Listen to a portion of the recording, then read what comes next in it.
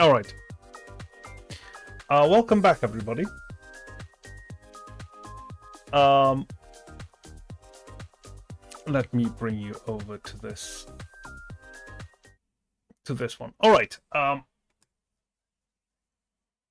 Sorry, I had to restart the stream. There was stuff visible that should not have been visible, so I had to remove this immediately, which I did, and now we should be good, hopefully.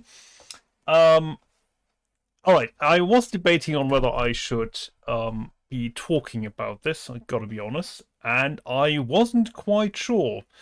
So I did have a look at the Stop Killing Game stuff, and yeah, as a for your info, for context, I am a gamer, yes, so this is obviously of interest to me. I am also a software developer. I'm not a game developer, and there has been a lot of information that has been said. There has been some information that I feel needs to be added, but there is some stuff that I want to go through live. I am gonna play the to Stop Killing Games by Pirate Software, because that was my first contact with them, not these video in particular. My first contact was a short on YouTube that I guess by now everybody knows. It was the They Can Eat My Entire Ass thing. Not great. Very, very steep rhetoric. Great misunderstanding, or well, great misrepresentation of what this is. There are some things that were excusable in that short. It is just a short. You don't have the time to go into a lot of details. And he had previously done the these two videos, Stop Killing Games 1 and 2.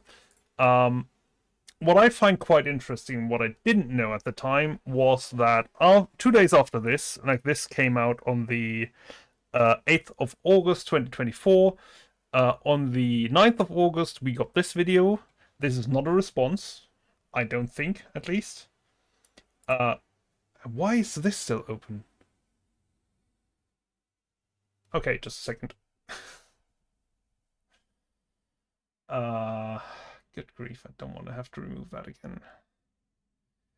I'm gonna have to swap over here. I'm gonna have to check every site now. Alright, these can go away. I did not want the index in here. I did not want the playlists in here. You can go away. I just want the video. Right. Just the video, remove the playlist. Yes, thank you very much. Come on. Are you the same? No. And this one as well. This one has it. Sure. Let's remove the playlist from this. Let's remove the playlist from this. Let's remove the playlist from this. So my problem is with YouTube right now. I have a paid account. That is my private account. I will watch these things on my private account, because why would I want the advertisement if I pay for it? So this is not my professional account. Well, I say my private account. It's not really my private account. It's my anonymous account. I do have a private account. I have an anonymous account. I have this account, which I'm my Nomad Technician account. I have a bunch of other accounts that we will go into at some point. Because it will be part of my YouTube, how to make a YouTube, well, how not to make a YouTube account, and how not to become a streamer. But for now, let's jump back into this. I think I'm finally ready now. All right. Dear. Okay. So, yes, I am a gamer. I am a software developer. I'm not a game developer, as I said. And there are some things that I want to go into. First contact was for me the Stop Killing Games short that I saw by I think it was Pirate Software himself, but I couldn't find it on his channel anymore. Might have been wrong. Might have been someone else. He does get some user submitted stuff on YouTube. So it might have been one of those. For the time being, I want to go through this. I wanted to say I want to go through it. Well, yeah, I'm gonna recount how I experienced this entire thing, and maybe that will clear up a few things. Initially, I saw the video, well, the short by Pirate Software, as I said, and the initial reaction, because I saw a couple of things that were written, and I immediately went, yeah, that's a bad petition, it's badly worded, it's too vague, you shouldn't submit this. And what I was thinking of was something like this. Now, this is a fairly vague petition. This is change.org, by the way. Hang on, can I make this visible for you without... I have to remember to then make this, to adapt this in a moment with studio mode. There we go. Let me get this. Oh God. Ugh. No, I don't want to adapt you. No, I don't want this.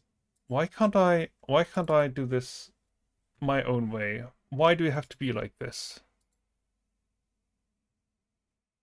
Like seriously, OBS. How can I zoom out of this?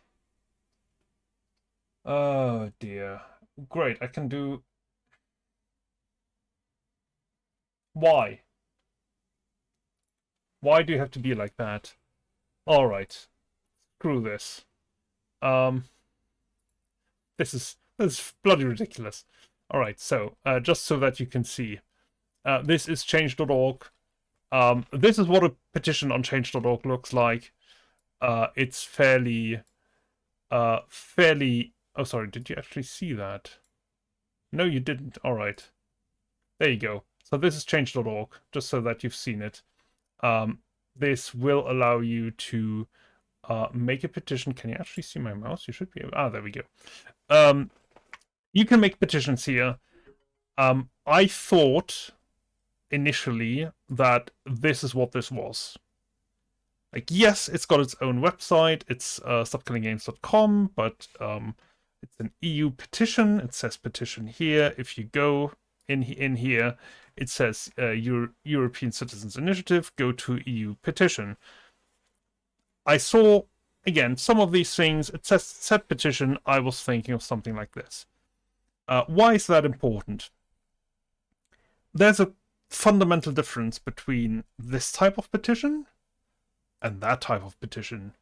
Because this, technically still a petition, is actually a European Citizens Initiative. What's the difference? When we're talking about a petition in the change.org sense, this can be done by anyone, like literally anyone. Any individual can log in here, start a petition, like set up a page like this, set up the decision maker, a couple of updates, give us an explanation on what the issue is, and then start collecting signatures and money for their cause. Now, these petitions, what they are, is basically open letters. They're open letters that get signatures, and then you submit the open letter and the signatures to the decision maker.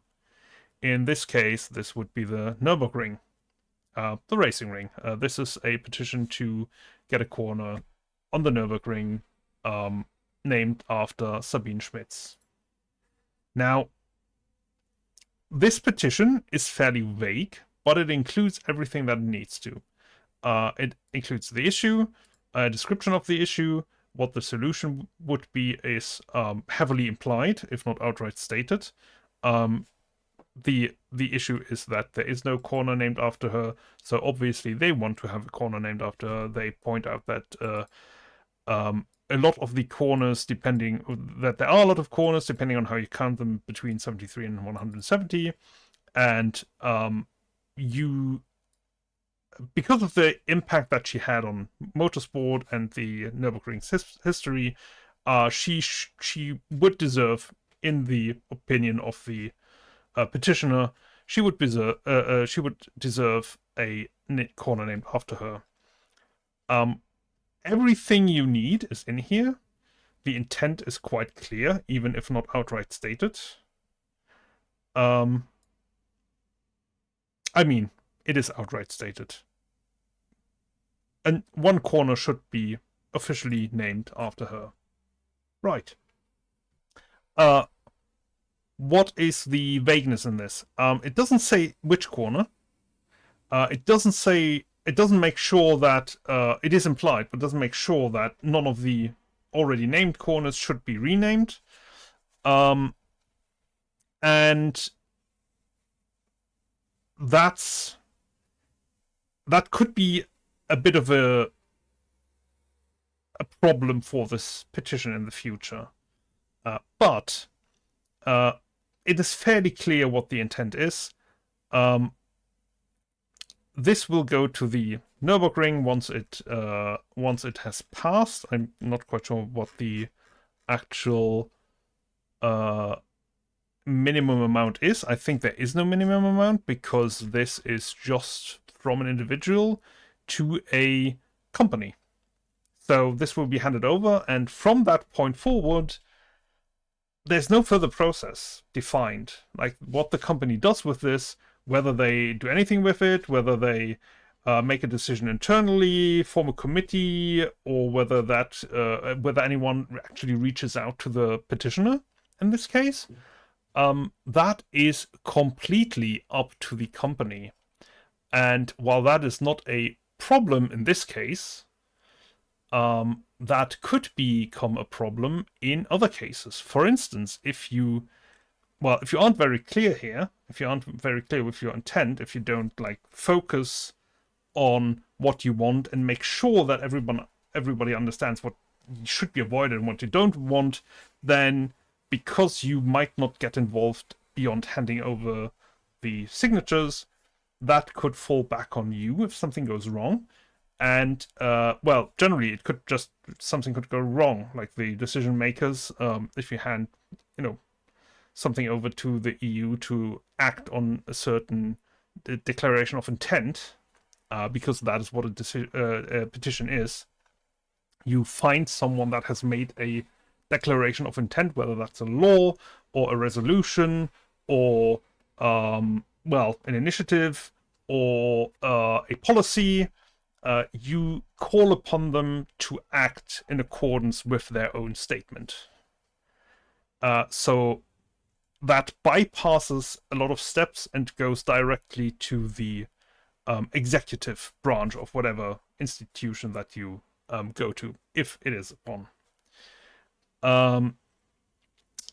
So that could result in a bit of trouble. If we're looking at the Stop Killing Games initiative now, there's a lot in here that is fairly vague, but that's normal. If you look at other petitions in the European Citizens Initiative online collection system, there are a bunch of them that you can have a look at. They all look the same. It's a vague statement of objectives.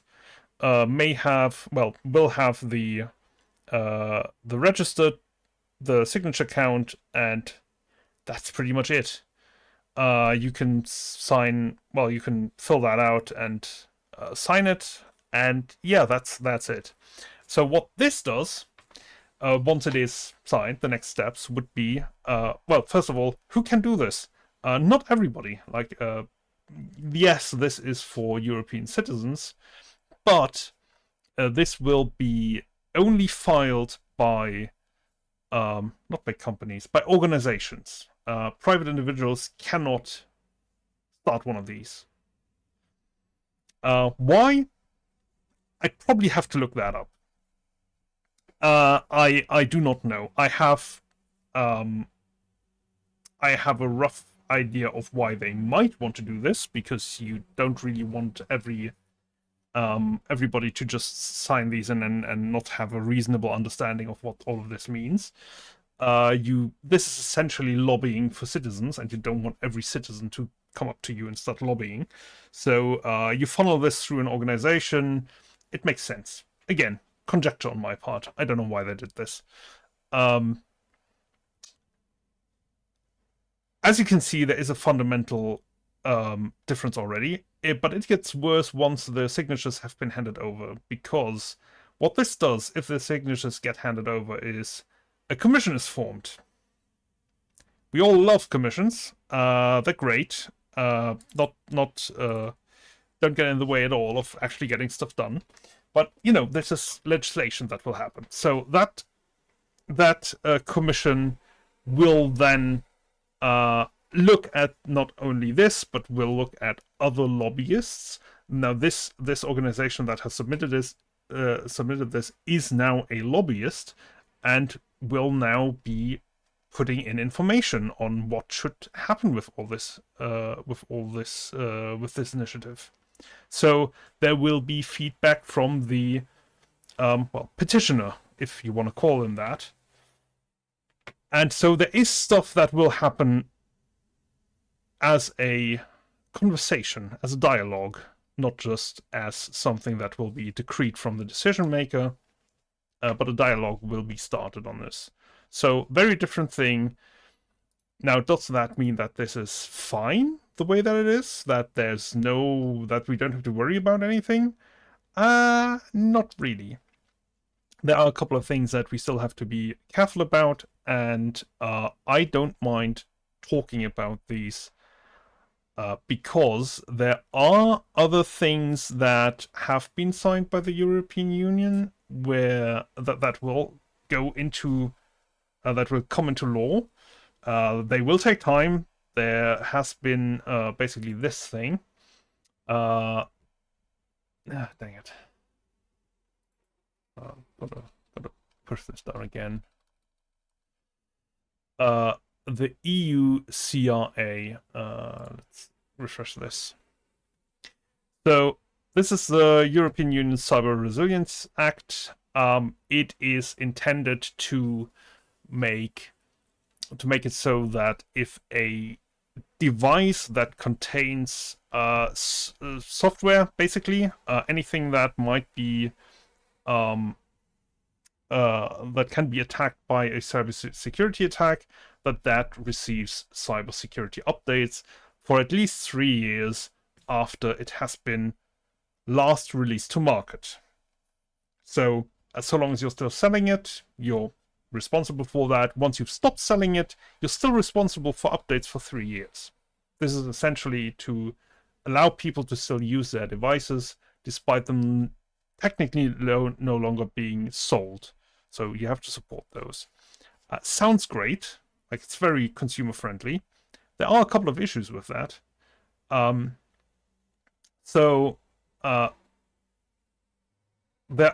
It's very broad, very unclear. There will be...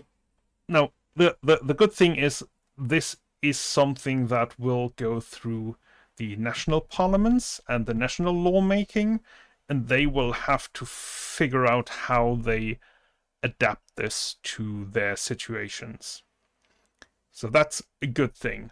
Problem is, as it stands now, what could happen is, let's say you are a small software developer that does like project work for a bigger company, and you just publish stuff for free.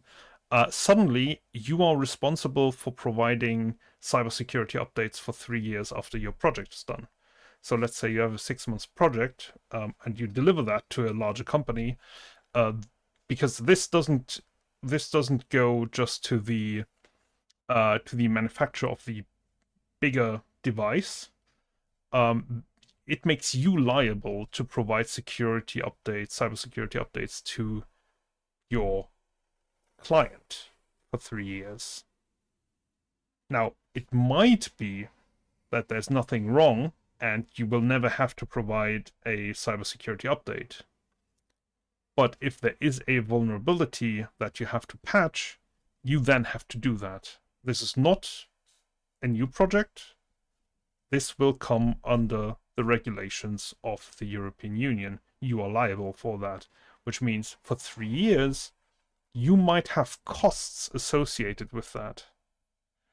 And possibly, I said, like, I'm a software developer. The company that I work for does project work. We do project work for a larger manufacturer. They do build machines that go into factories, and we don't have access to all of those. So if I need to provide a cybersecurity update for that software that we've developed and that we've sent, that has been deployed to that factory, how am I going to do that? Like, who's going to pay for that? That will easily be a 5-figure cost associated with the deployment if I don't have remote access to it. If I do have remote access to it, that's still a 4-figure cost easily.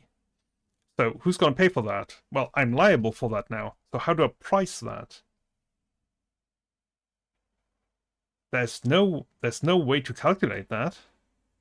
Is every little project now liable for those 3 years? Do I now have to price like does a $10,000 project now have to include liability for 3 years?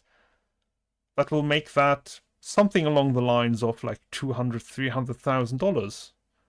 That's not realistic. I'm sorry. It's just, that's not possible.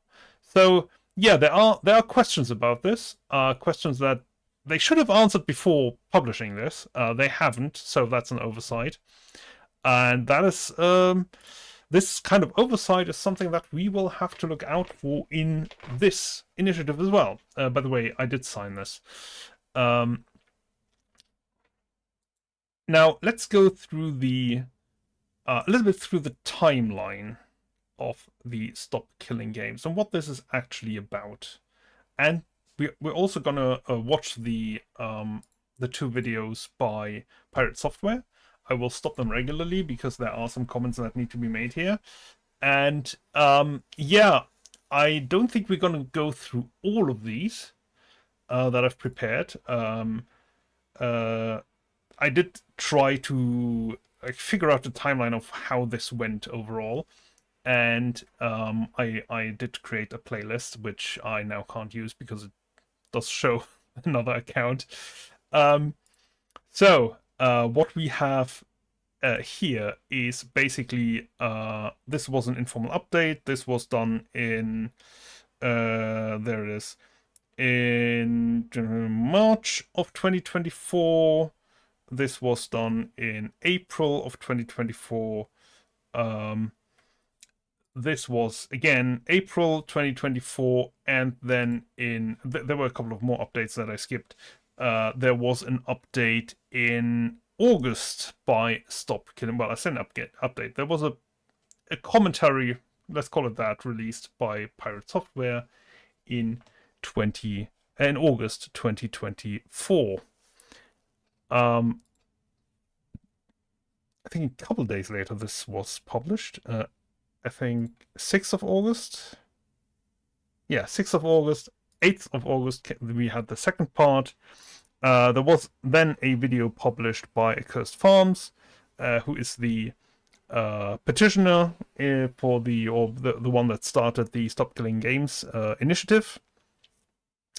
And he published this on the 9th of August, so 1 day after the second video. And then he published a Q&A on the 10th of August. And this is the one that I also want to have a look at. As you can see, I did have a look at some parts. There are, like, this is quite long. I don't think we're going to go through all of it. But there is some interesting stuff in here that we want to have a look at. Because he answers a lot of the criticisms that Pirate Software had. So we're going to start with Pirate Software. I'm going to make my own comments. and then we're gonna go to the Q&A, and I think after that we are, oh yeah, and then we had, of course, 2 weeks ago, the end of Stop Killing Games, and I saw the um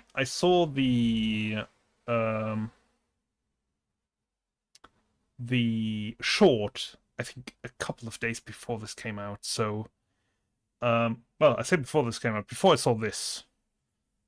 I can't quite remember what it was. When it was, I mean. Alright, so let's have a look at this.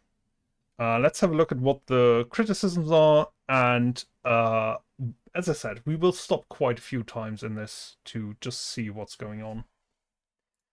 My name is Jason Thor Hall, also known as Pirate. Let me cut this off because we don't need this. Okay. All right.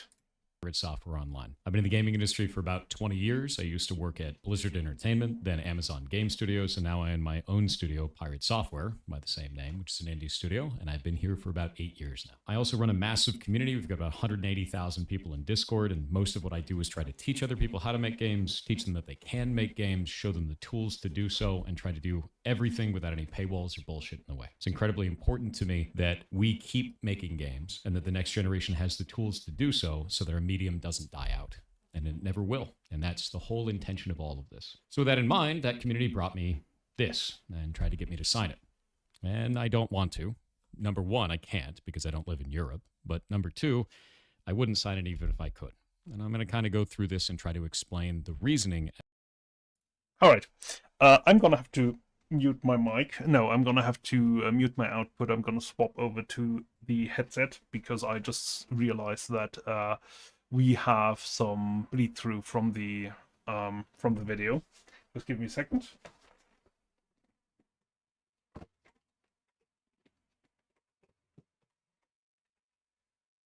Give it back.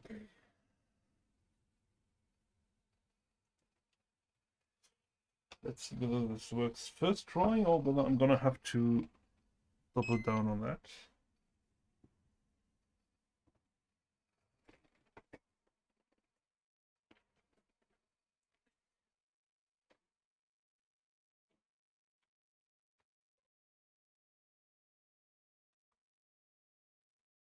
Maybe.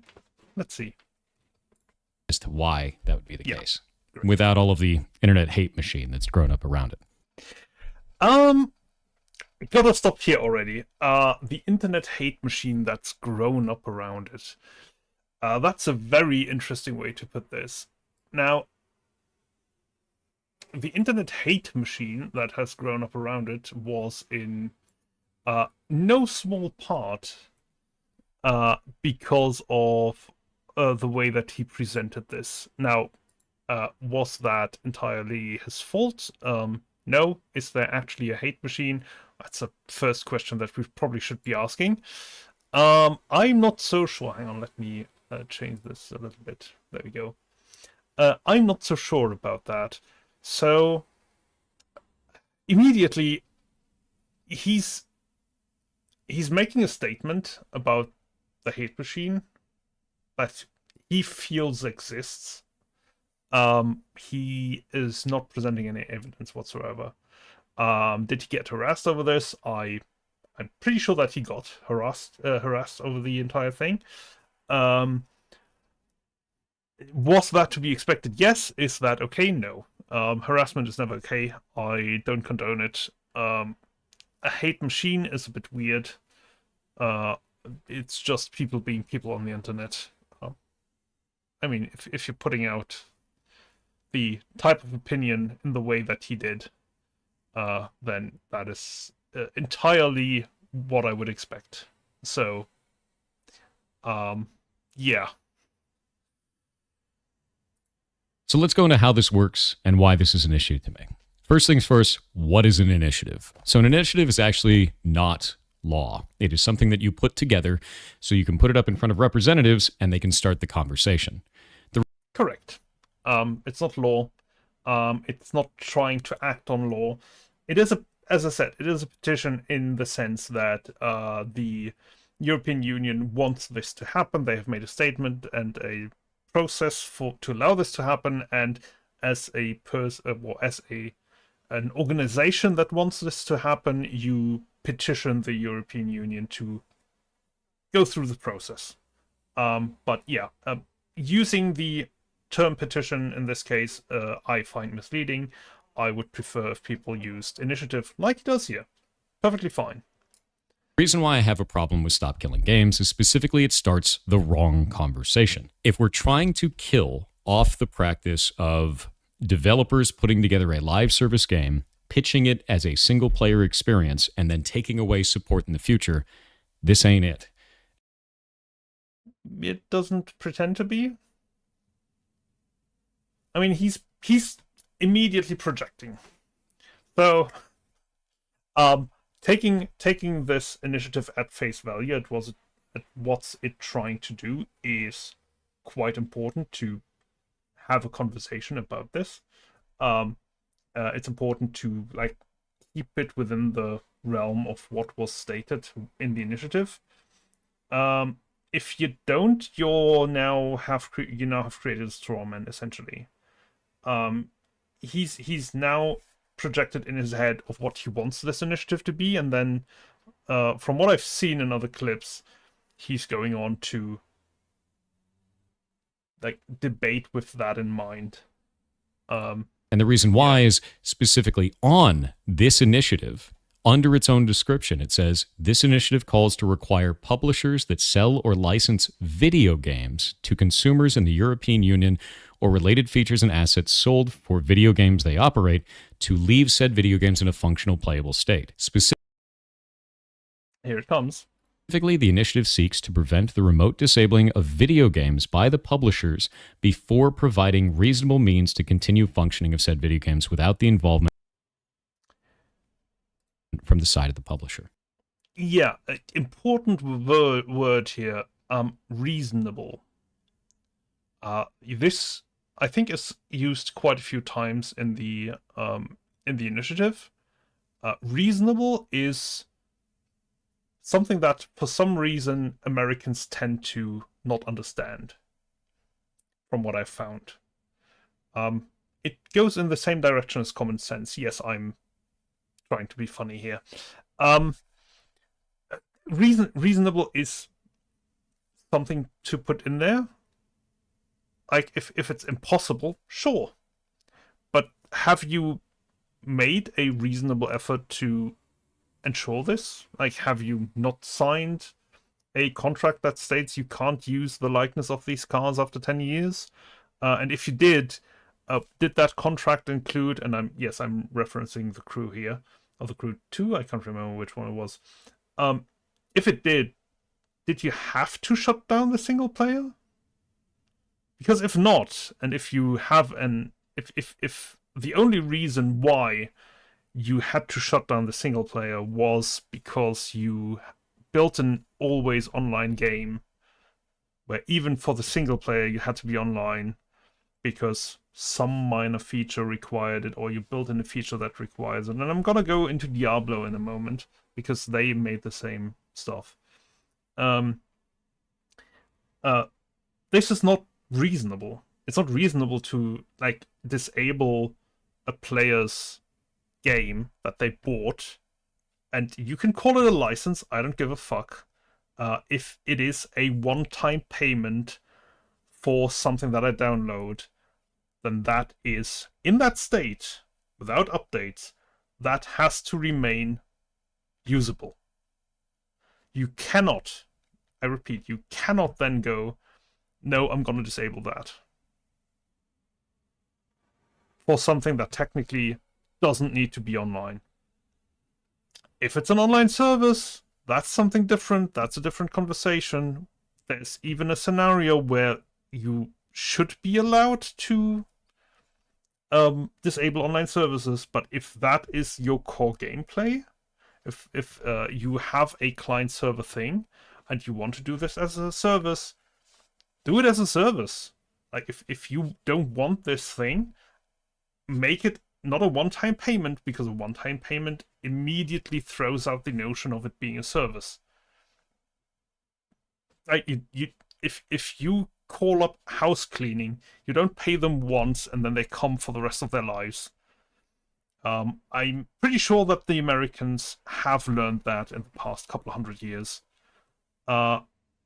You pay them every time they come because it's a service. It's a service that's provided. There are costs associated with that to neutralize those costs, to offset those costs, to give them money for their service. You pay them like a service. There are a bunch of games that don't do that properly. I'm thinking World of Tanks. It's a free-to-play game, sure. There's a premium time thing that you have to refresh that is limited. That is probably how they make most of their money. But they're also selling tanks for like $60. So tank models, in-game models, which is a one-time purchase. That makes this a product that I've bought that I now can only use in the game, so you can never shut down that game. That's it. Or you have to give me my money back. That's point one. Point two, you're not allowing me to sell that? Ooh, that's a bit of a problem, isn't it? Because I own that now. That's a digital asset that I own. Why am I not allowed to sell that? So I can't trade it in the game. Okay. Can I sell my account? No, I'm not allowed to. It's in the terms of service. That's also kind of a no-go, entirely, to be entirely honest. So that goes all into the same kind of situation. But let's see what his This isn't always problem is. possible in all video games, and it doesn't call out the specific practice that this is supposedly trying to defeat. It is This is where people think that he misrepresented it. Again, I think he got this idea in his head of what it should be, and now he's running with that, and he's running away with that quite badly.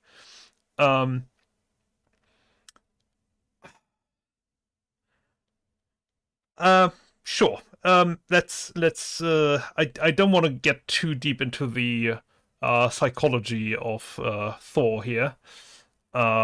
I do have my suspicions of why he did this, but again, incredibly vague and will damage all live service games. How would you keep League of Legends in a functional, playable state? You'd have well, there are a couple of ways, but let's hear him out first. to re-architect the entire game. The game Not really, no. is what is called client server. So in client server models, there's a server and there's a client, and all of the math, all of the game, everything happens on the server. The client just displays it. And the reason we want to do it that way is so that you can't teleport around and do a billion damage. You don't All right. So where's the problem in making the server thing public? I mean, World of Warcraft did it. World of Warcraft Classic. I think you can just download a server and run that in local mode, can't you? So it's possible. Okay, well, it's a highly competitive game. Well, yeah, so is World of Warcraft. So League of Legends. How would I do it if I were the developer? Well, let's say that I don't have a binary that I can just distribute to people, but I do want to like shut down the service, and I still want to keep an online presence of sorts. Well, I could outsource it to a new company. That's a possibility. I could give that over to a smaller development team that wants to keep that up. Maybe do that as a non-profit. Still retain the rights to it in as a majority shareholder of the non-profit. I could make people pay for that.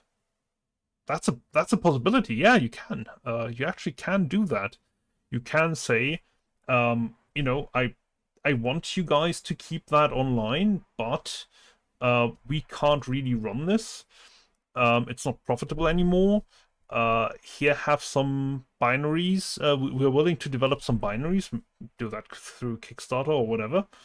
Or just use your own assets and then sell the server binary. You can lease out the binaries if you want to.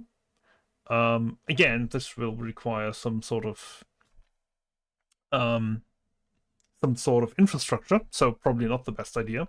But this also goes into a different scenario, and I don't know whether he will mention that, so we're gonna wait for a moment and see what else he's gonna get into. Trust the client. You trust the server. The client just displays what it's told, right? So if we wanted to re-architect this, we'd have to take all of that server logic, push it back out into the client, and somehow make that playable in a multiplayer-only video game. That doesn't make sense to me. So this is... Why not? Again, you take the... Well, I mean, for something like League of Legends, it's actually quite simple because you have a small player base. If you have an MMO, I'd say that's a different thing. But again, like World of Warcraft Classic did it. Why not? League of Legends is even easier. You have gaming instances. They have like I can't remember, like 12 players, 10 players. It's 3 lanes with one or two, no, with two extras. So five players per side, 10 players. If you want to play that with friends, if you want to, like, there are ways to find players nowadays that don't involve existing infrastructure by the developer.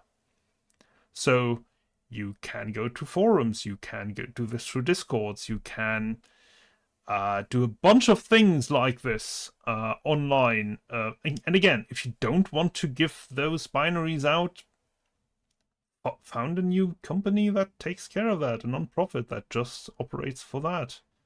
And like get some... And I know that this will sound like I'm an asshole, but you can get fairly cheap labor if it's a passion project.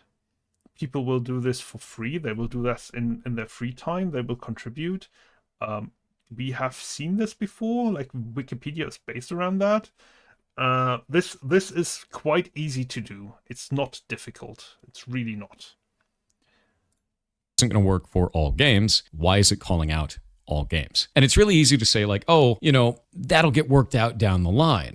But we're dealing with government here. If we're going to be putting up these types of ideas... Well, no, I'm not going to comment now. Specifically in front of government, we need to be calling out the right issues, especially if you don't have precedent set. Because now you're going to be setting precedent on something that doesn't make any sense. Actually, no. You're not setting a precedent. The first precedent that will be set will be when this goes to trial. You don't set precedent in law. That's not how that works. If you bring out a law and you could just go, well, we expect the developer to put forth a reasonable effort to keep this up, then what is reasonable will have to be decided by trial.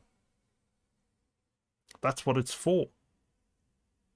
So yeah, you can, and yes, that will have some issues in the beginning, but you can generally find an arrangement. It's not the best way, but I can't think of another one. Yes, working this out all in the beginning might be better. Well, I say in the beginning, through this process, but whatever isn't worked out in this process will be done through the legal system. Will that scare off people? I don't know. The problem with like trying to work out all the kinks means that you will end up with quite a substantial legal document, and that has, in my opinion, a greater potential to scare off developers than the potential for a lawsuit. In not getting it quite right, what the reasonable effort is. The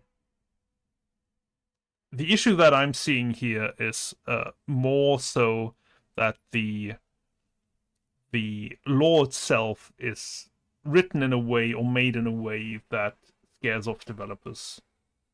Not in the sense of, oh, I can't develop the game that I want to, but, oh, I'll need a lawyer to make sure that I comply with this. Because a lot of developers, especially indies, they won't have a lawyer. They will look at that and will go, yeah, I'd rather not do that then. And that's kind of the fear that I have at this point.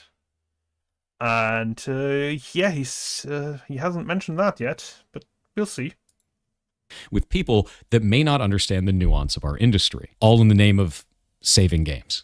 I can't agree with that. So let's go into why this is happening, right? So why did this start in the first place? What is the specific cases they've called out that are egregious? And they have one. It's The Crew. So action on The Crew. The video game The Crew, published by Ubisoft, was recently destroyed for all players and had a player base of at least 12 million people. Due to the game's size and France's strong consumer protection laws, this represents one of the best opportunities to hold a publisher accountable for this action. If we're successful in charges being pressed against Ubisoft, this can have a ripple effect on the video games industry to prevent publishers from destroying more games. First off, I don't like the idea in this that it has a player base of 12 million people. That is It says it had a player base. Yes, it is. It is. I agree that this is phrased slightly misleading.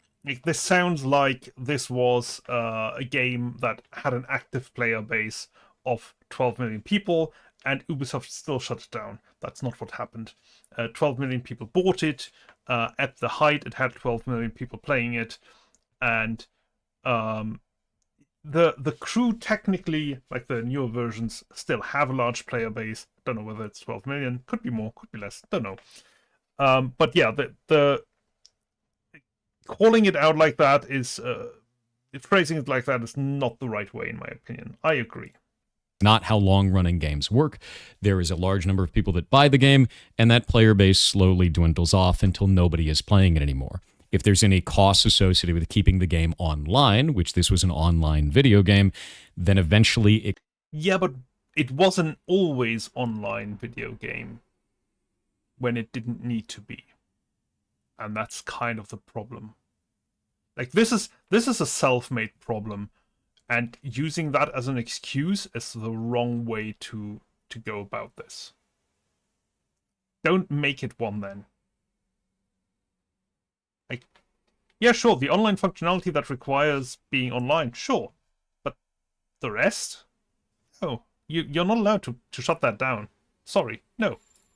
Costs more to keep it online than it does to keep running it, right? So the cost outweighs the amount of income for it. There are bad business practices that can occur in there. There are companies that will sell a online-only game as a single-player experience and kind of just put it into the TOS and hide it. But not all companies do that. When they do, we should be calling out that specific company, not all companies. So, well, let's say, for instance, let's take Diablo. First Diablo, you can still play. Second Diablo, I think you can still play because no online functionality. Third Diablo, I'm pretty sure you can't play anymore. I'm not sure. But it did have a number of functions that required being online. The single-player campaign was not one of them. Now, they didn't strictly separate that, so, well, actually they did. The one thing that actually did require being online was the seasonal events. The seasons, essentially. So they had events that changed, I don't know, once a month, once every 2 months, where you could create specific characters, and of course those events had to be like designed, set up. They had specific items, specific skins that you could win through progressing through them. And you basically created a seasonal character. You ran that through the entire thing. You got the item drops. You ran through the entire campaign, and you got rewarded for that. Great. I think there was a... not a Hall of Fame. I think there was a leaderboard. Can't remember. I think there was a leaderboard. But yeah, that leaderboard and all the you have to download it, you have to maintain that, you have to design all of this stuff. That requires online access to an extent.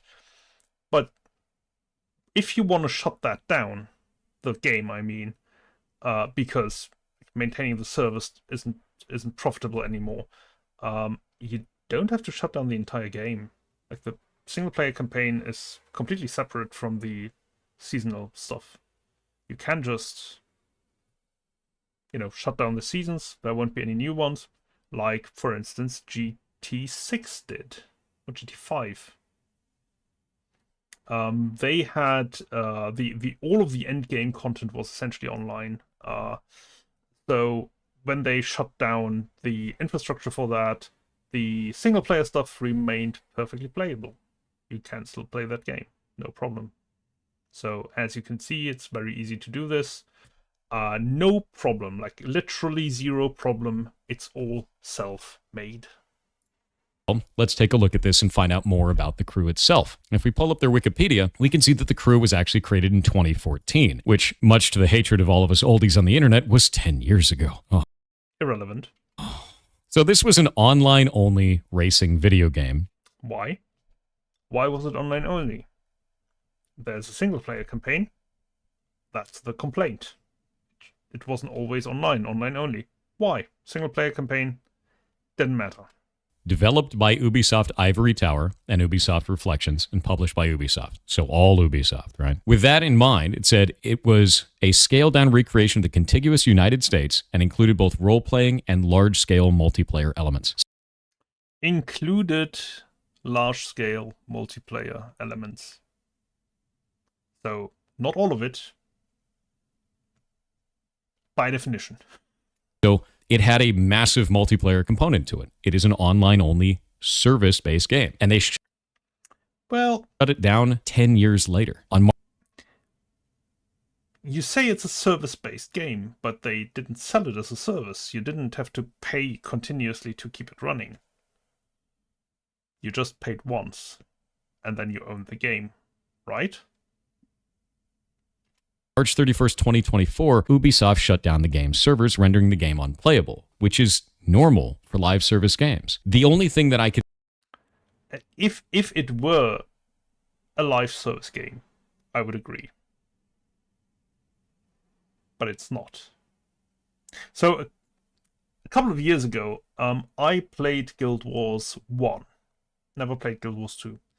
Guild Wars 1, I bought pretty much all of the games, and I basically bought it over World of Warcraft because it was a purchase once thing.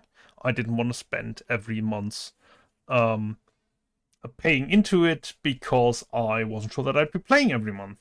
So I didn't want to have the pressure to play it every month because that's another topic that I don't really want to get into. But now going around and saying, well, it was a live service game, even though you only paid for it once. Did you tell us in the, like, did you say, don't expect this to run for more than 10 years? Like, don't get me wrong. I think that after 10 years, even if you paid like $60 for it, that's very good value for money. But rendering it unplayable after 10 years is unacceptable. There are reasons why they couldn't have done this. He will get into them, and I'm looking forward to hearing them. See in here that could be a problem is if they posted as not an online-only experience. But everything that I found online shows that the game was always marketed as online only. If you're going to be buying an online-only game, that means it can only run when it's online. I want to see something. You could see that. Okay. The crew.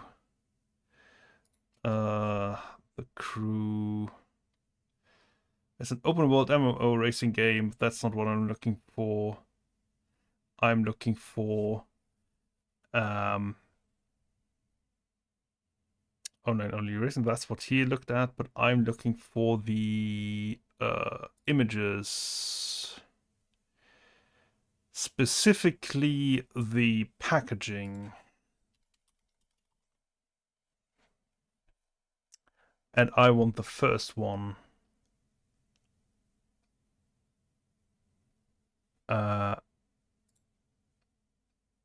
Odd. Doesn't say online only.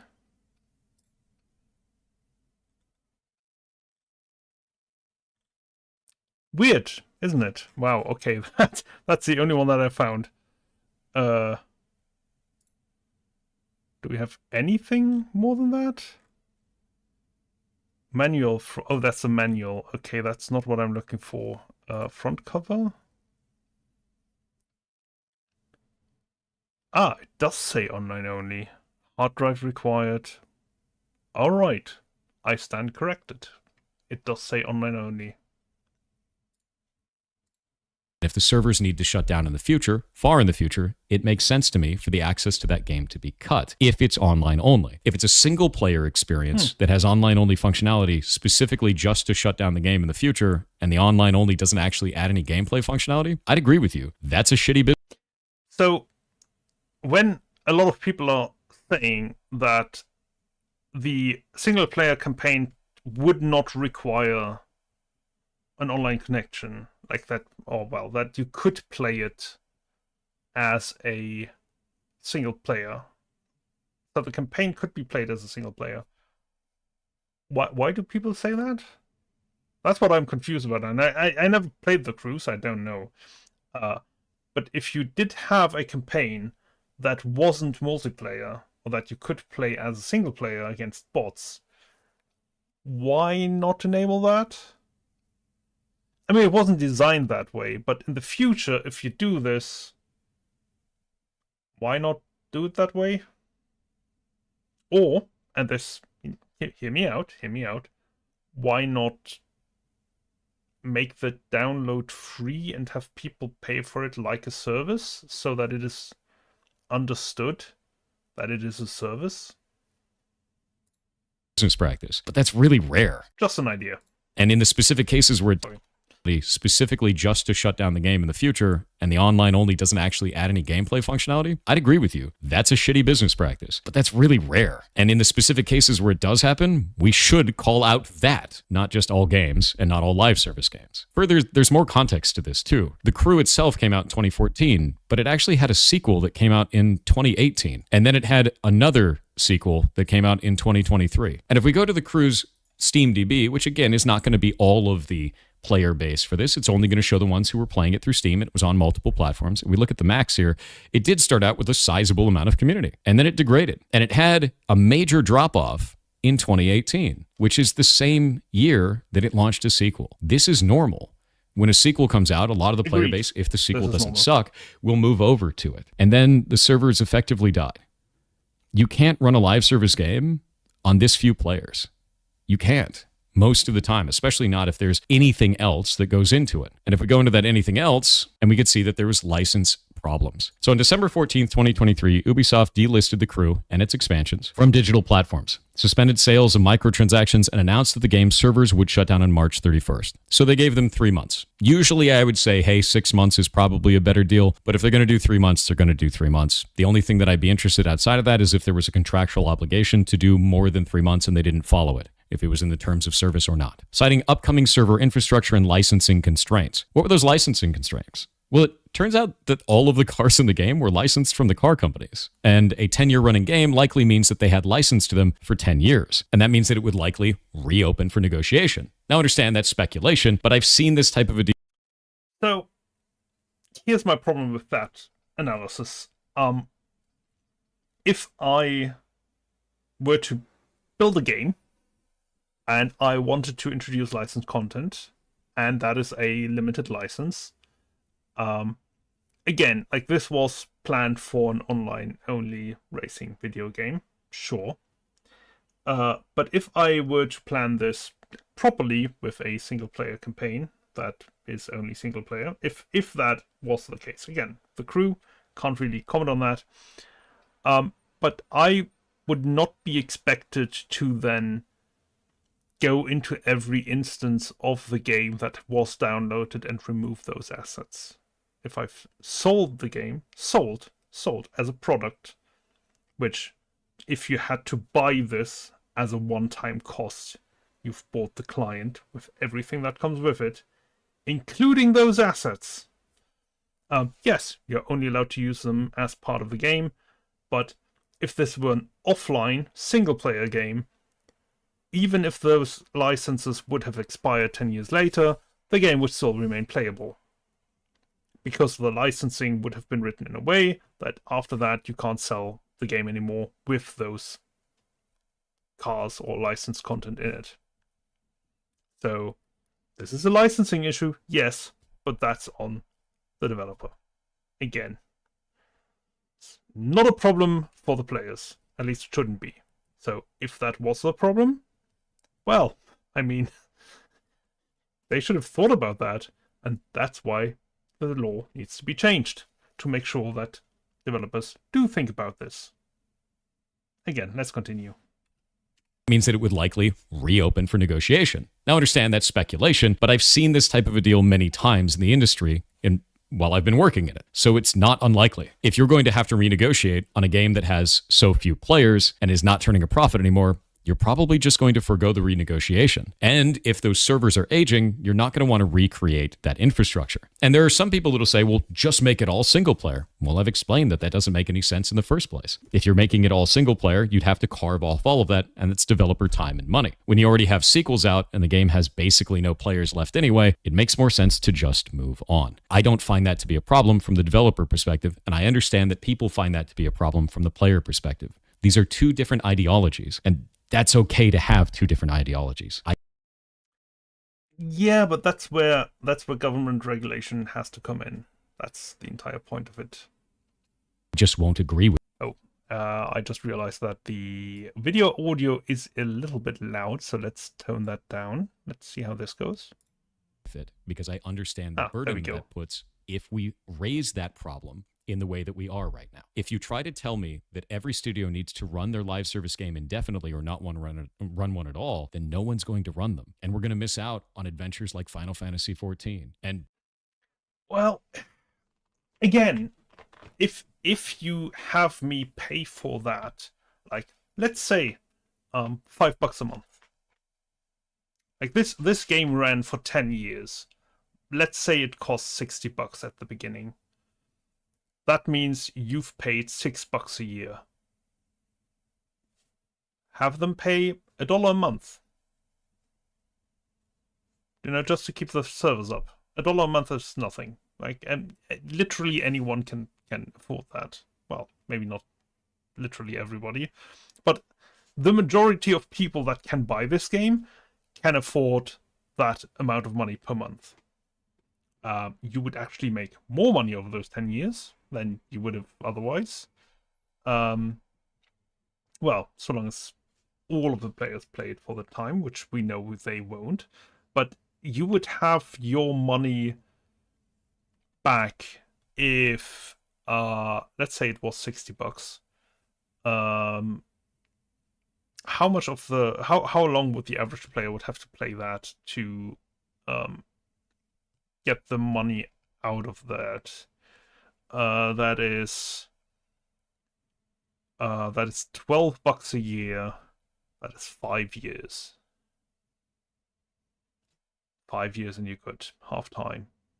Which, you know, if you think that your game doesn't make that, make it $2 a month. Or maybe do what a lot of now what a lot of live service games do now, have a premium mode or premium type or whatever that you can pay, you know, another $1 a month for. You'll make your money. That's not the problem. And at that point, it is quite clearly understood that the moment you stop paying for the service, the moment that the service shuts down, you won't have overpaid. That's the point. So, if it's a one-time purchase, sorry, it's not a live service game. It's just not. Even though I don't play anymore, League of Legends or any other live service game, any of them. You're talking everything, like even phone games, as funny as that is. A lot of people don't realize that phone games require online-only activity. What about things like Pokemon Go? What about stuff like Monster Hunter Now? What about any of these? We'd never get any of them. And that's why I think this needs to not be vague. It needs to be specific about the business practice it's trying to defeat, which is... Again, yes, I wish that they had introduced some more information on what their grievance is. But that's a talk that we need to have. Like, that's not something that the petitioner can just decide by themselves. I think having that conversation is quite important, and having that conversation in public with the public is quite important. So I don't think that putting that in there is really useful. So no, sorry, I don't agree. If that was the intent, sure, but I think that leaving that open is actually useful. I think so long, that is quite important, so long as we do have that conversation. That is quite important, to actually have that conversation of what is acceptable and what isn't acceptable. Yeah, and yeah, as for the mobile games, again, if you pay like, if it's a free-to-play game, sure. If you pay like a standard amount to get access to the so-called premium content, yeah. The gacha bullshit, no, thanks. That makes it a product. Like, if I pay for any type of gacha thing and then I get something, a digital asset from that, you've now made it into a product. And no, that means you're not allowed to take that away from me, because now it's mine. Because that's how that works. Like, that's how that works legally. So no, you can't shut that down at that point. So nope, don't do it. Just don't do it. There are other ways around it, and finding those ways might have to rely on the law coming out first and forcing that. And guess what? People will find a way to make money from that. That's fine. Specifically, companies that are doing this under the guise of it being a single-player game, but adding online-only functionality that is not necessary and doesn't add any gameplay elements. That's the problem. So now we're going to go to Ross, otherwise known as Accursed. Well, that's what you think the problem is. That's quite important to note. That is what you think the problem is. Yes, that is a problem. I agree. We don't need always online functionality in SimCity. We don't need always online functionality in any other single-player game. It's absolutely useless. Just because you have a leaderboard or whatever, don't care. Just don't care. Separate that out. We don't need it. Gone. Done. Agreed. That's egregious. That should stop. But that's not the extent of it. And that's not what this is trying to fight. So Farms, the creator of this initiative, and one of the ones that's pushing it the most online. I'm going to let him say exactly why he thinks exactly that this would go through very easily and why it is important, and then I'm going to tell you why I don't agree with it. I've seen this part. I kind of want to look at this video in context, because from what I understood, this was kind of a joke. I do think that putting out this type of video, we're gonna watch it. Law in the EU? Yeah, it might be. Now, it's not a guarantee, but I think if we get the signatures, this passes. Why do I say that? Well, it's a few factors. Politicians like easy wins, and this doesn't require them to do much at all.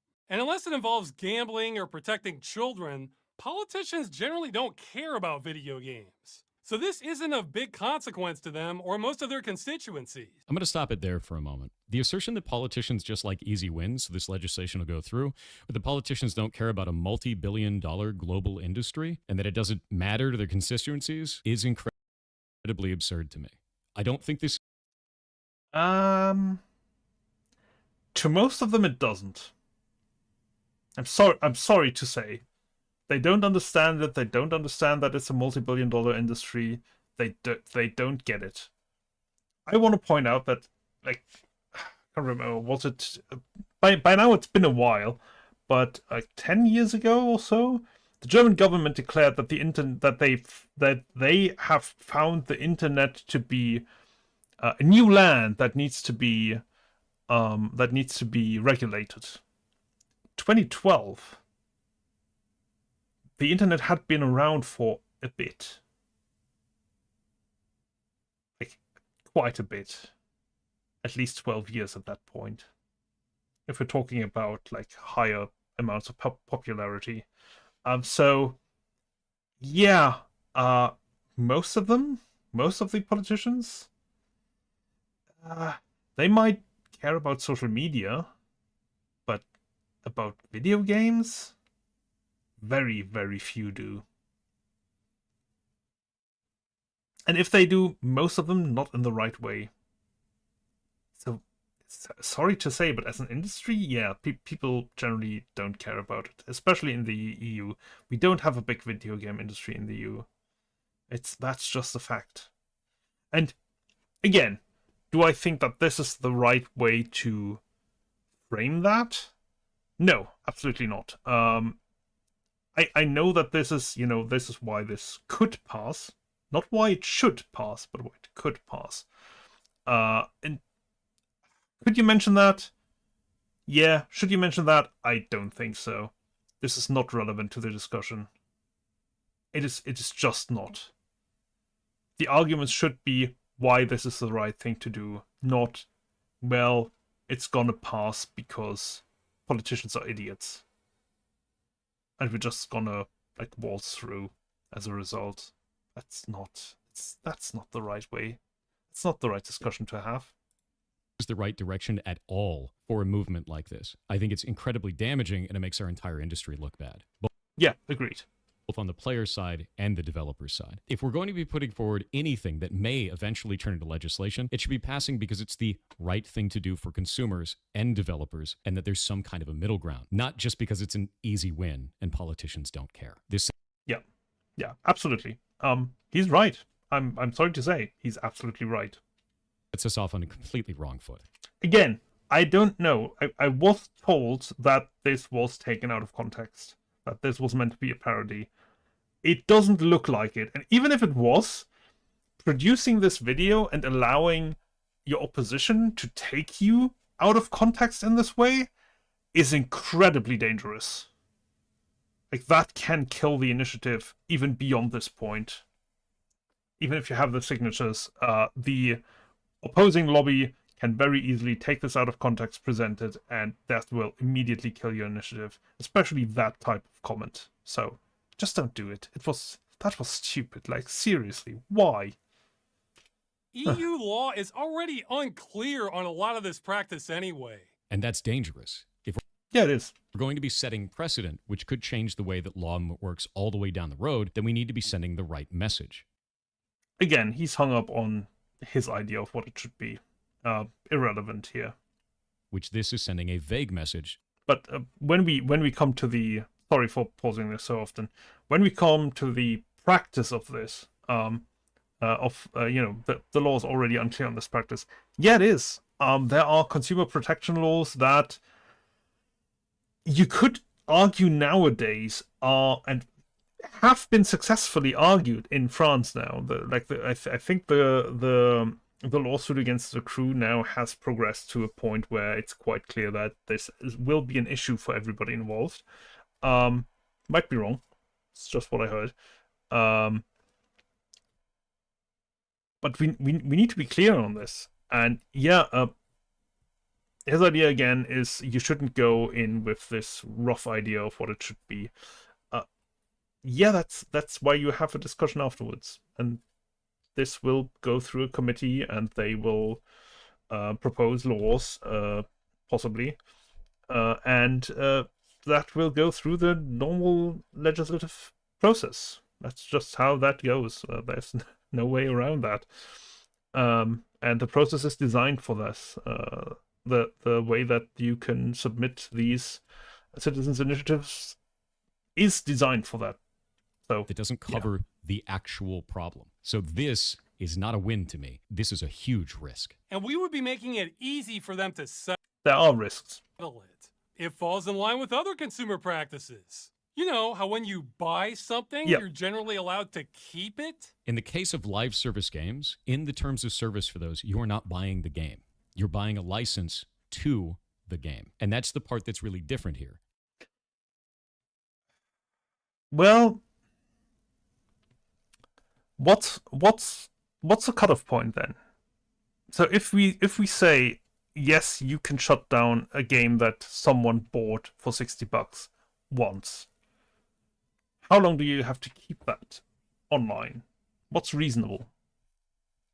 Can you just turn around and go, well, I'm going to shut that down now? You know, here's your game. Here, 10 million players. Here's your game for $60, and then you turn around and go, okay, I've got your money now. We're shutting down the service because I feel that running the service isn't profitable. Is that acceptable? No, that wouldn't be. So I agree that if you've paid $60 and you now expect, like 10 years later, with 100 or 1,000 players online, you expect them to run the same service as they did before. That's unreasonable. There needs to be a middle ground. There needs to be a middle ground to be able to cut that off. What that might look like, that's an interesting question. Building games that don't do that, where it's unnecessary, that's a possible solution. This law will encourage developers to do that. This law will encourage developers to, it should encourage developers to think about the life cycle of their product and to make that clear to the customer. This is what I would like to call informed consent, and the way that it was done in the past is just not enough. It's just not. I'm sorry. The always online thing, sure. Like I did buy a game, something like a $10 game. It was in the like the I don't want to call it the discard pile, but yeah, it was a very cheap game. I picked that up. I think it was Battleforge or something. Played that once, found it mildly interesting, set it aside, tried to play that 6 months later again. The servers were offline. They had shut down the game. I got to play that exactly once. That is not acceptable. So, how do we deal with that? Like, you don't know when you're buying the game when the servers are going to get shut down, and that's a problem. And you might say, well, just look it up online. Well, if it's not public yet, like 3 months, 6 months to play a game, that's not how that works. Like GTA 5 has now run for 10 years.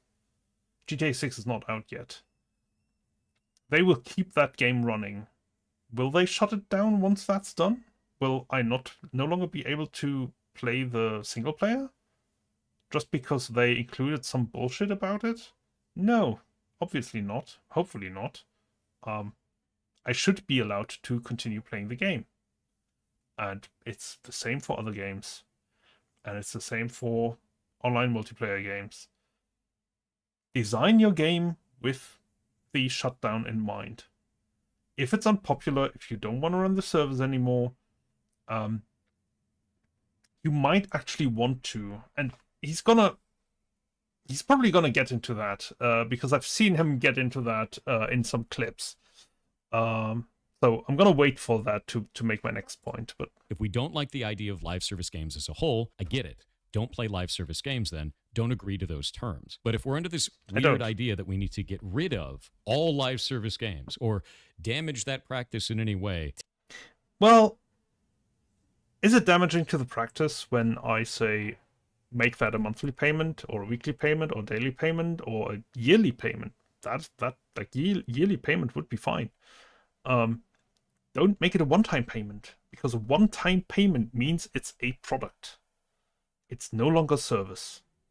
That's the point. To keep in line with consumer policies, it is in line with consumer policies. No, if it wasn't, it it's wouldn't not. be there in the first place. So this doesn't really make a lot of sense to me. You're not buying the game, you're buying a license to the game. In the niche There is no limit to it. cases where a studio is trying to sell a game as if you are buying it or purchasing it or using that language specifically, and they give you a live service game instead, I agree. Well, I mean, if I pay for it once, then I have purchased it. That's the point. That should change. That language should change. You are not purchasing the game. You are not buying the game. You are paying to have a license to a live service experience. I get that. Is that what this is doing, though? The initiative is not trying to call that out specifically. It's trying. No, because they're saying don't shut down our games that we've bought. So they haven't made that specific statement, but that could be an argument. And if that argument comes up from the opposing side, that is why we have a process for legislation. There will now be lobbying on both sides. And that's fine. That's the conversation that we will have to have, that we need to have. That's what this kicks off. Like, that's all it does. To say that all games need to stay in a functionable, playable state. Didn't say that. It said that developers should do a reasonable amount of work to keep them in a playable state. Which is not calling out the language that is being used to manipulate the player.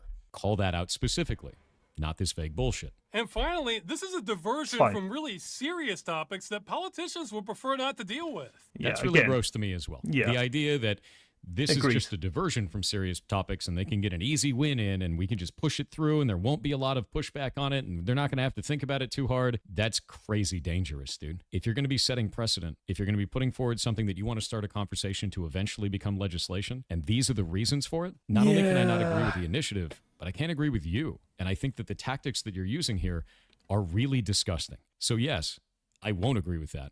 And I won't agree with Ross. There's no way around that. I think this is gross. To sum it all up, no, I will not be supporting the initiative Stop Killing Games. You're not going to change my mind on it because I find this language to be incredibly vague and damaging to the rest of our industry. I think that it will be bad for both developers and players down the line in the way that it is currently written. And I think that starting a conversation that doesn't get to the core of the issue is both wasted time and leads to potentially bad outcomes. So if we want to talk about this, let's talk about the actual bad business practices. In the case that a studio is making a live service game and they sell it to you as a product, they say that you... Which a lot of people have done, like The Crew. You could buy The Crew as a one-time purchase. The end. Like, if that's... Because that's the standard of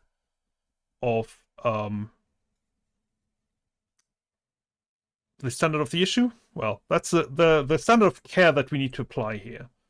If I pay for it once, it is a product. The end. The only discussion that we need to have. Change your monetization model, you're fine. Anyone can do that right now. And we'll see how many will remain on the single payment stuff. You're purchasing the game, or you are buying the game, when in reality you're actually purchasing or buying a license to that game. I think that we should be fighting about that. That needs to go away. A player should be well... Again, purchasing a license, if you plan to shut down the game, it can't be a one-time thing. Unless you have put a hard limit on that. That is the point. If you say this is payment for 1 year, great. 1 year. Understood. If you're saying you now, like, this is a $60 game, but it has always online functionality. No, that is not acceptable. The end. That's it. Informed at the point of purchase that they are purchasing a license, not buying a game. And the reason that we have those licenses in the case of client-server interactions, like we had before, we're talking about client-server games, is so that they can ban you when you cheat at them. They revoke your license. That's why they revoke your license, to protect the gameplay of every other player that you're impacting when you cheat at these games. And if you do that in a live service game that has a limited, like strictly limited thing that you paid for instance, a monthly fee, then you reimburse part of that fee that wasn't used, and you're good. Ban the player. Done. No problem. No legal issues. If you do that now, so let's say I'm playing World of Tanks. I've spent, I don't know, $500. Let's take a number out of the air. I've paid $500 for tanks that I've bought in game. If I now cheat and I get banned for that, do I get my money back?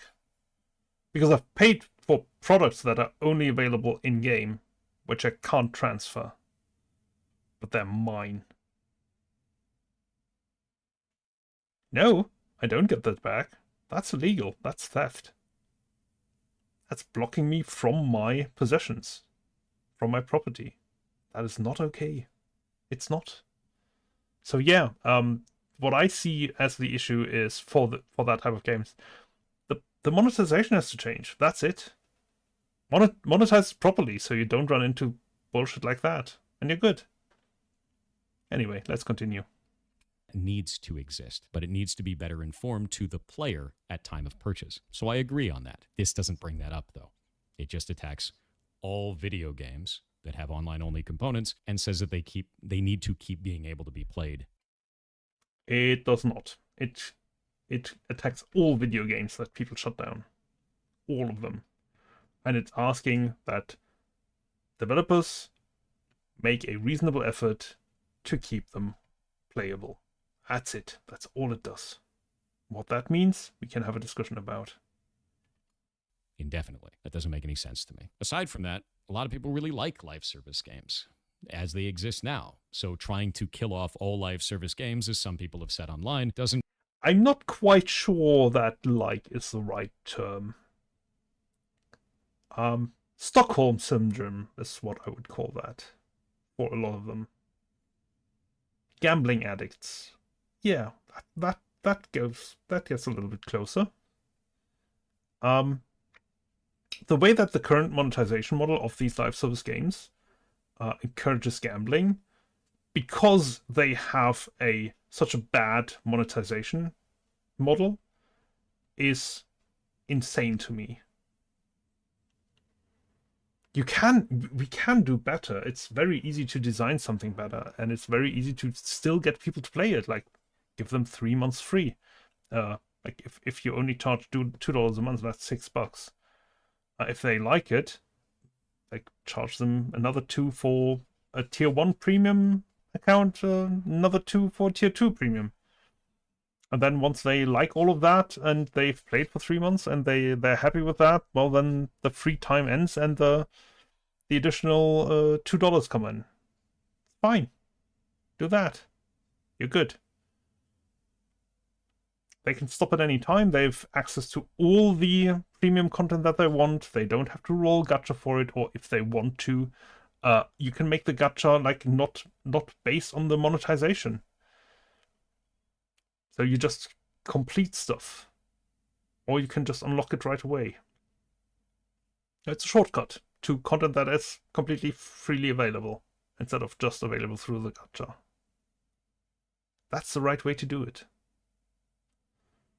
We know these models, but people are greedy, and they want to make $60 for a PNG that you then don't even own. So yeah, I don't agree with that. Make any sense either. Live service games are a great way to get away from the real world. They're about social interaction between players. Ooh, are they? Really? I'm not so sure. Go ahead. Some people get married in them. Some people met their you're talking World of Warcraft here. Okay. spouse in them and then got married in them. It's a really cool thing for a point in time in which you're having that social experience. And to destroy that just because you don't like them is very weird. It's interesting that he now brings up something that sounds suspiciously like World of Warcraft, because you can get your own servers for World of Warcraft Classic. So that exists. Like, they have done that step, and you can, unless I'm entirely mistaken, you can get those for free. The servers, I believe, are free, aren't they? So it's possible to fulfill this, even now when the law isn't out? Apparently. Yeah. Oops. I don't think that makes a lot of sense to me. I also don't think it makes sense the way that Ross is posing this as why it's going to pass. I think that's incredibly inflammatory and could lead I agree. to a lot of damage to both what he's trying to stop and to games as a whole. Yeah, To say absolutely. that the government just doesn't care and this is an easy win and we're going to get it through is disingenuous. You're talking about a multi-billion-dollar global industry. To think that the government isn't going to be And meticulously this looking... is something that happened before, like, because obviously he's had the video in here.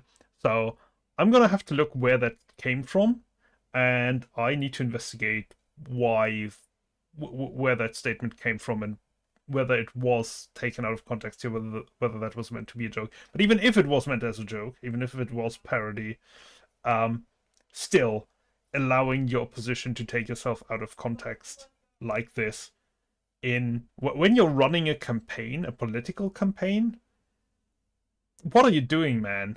Like, seriously, what are you doing? Come on. Through this and looking for flaws and holes is absurd. So I don't think that's honest at all, and I find it disgusting. So for everyone who's mad about that, fine. Be angry about it. I'm not going to change my stance on that because I can't agree with this, both as a dev and a player. I see the danger involved, I see the vagueness in the language, and it doesn't make sense to me. If we want to fight for better conditions for players, then fight the actual problem. Don't make new ones. All right.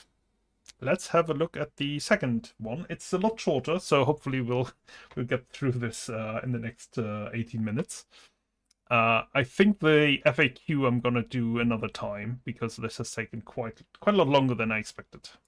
This is Jason Thorhall, also known as Pirate Suffer, and the other day I put out a video called Let's get Stop this Killing Games, done. saying why I would not support the initiative. Overall, it was actually quite positive. The analytics on it show that people really think it's a good idea. There's a huge amount of like ratio, and I received hundreds of comments from developers thanking me for putting it out because they can't speak publicly while they're at a business or a job elsewhere. A lot of the times, major companies will fire you if you are speaking out of turn and cause a PR disaster for those companies. And since this is such a popular thing among players, most devs aren't going to say anything to you. So I am. So let's discuss the most common requirement of the initiative, which is games have to be left in a functional, playable state.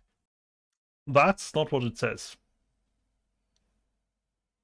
Let's have a look at it again, just to make sure that we are saying the right thing here. Where is it? It was in here, wasn't it? Yeah.